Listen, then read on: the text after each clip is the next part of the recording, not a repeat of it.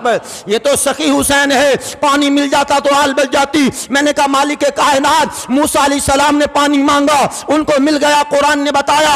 हजरत अय्यूब अलैहिस्सलाम ने पानी मांगा, मिल गया, कुरान ने बताया।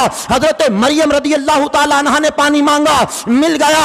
हजरत इस्माइल अलैहिस्सलाम की वालिदा हजरत हाजरा ने पानी मांगा, इस्माइल अलैहिस्सलाम को पानी मिल गया। मौला असहाबे बद्र ने पानी मांगा, उनको पानी मिल गया। करबला वालों को क्यों ना मिला?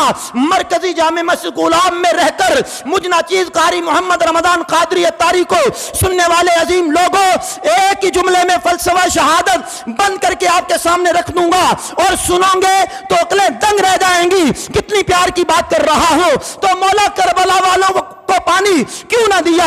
तवज्जो से सुन लेना। कहा मूसा अलैहिस्सलाम ने मांगा था, पानी दे दिया।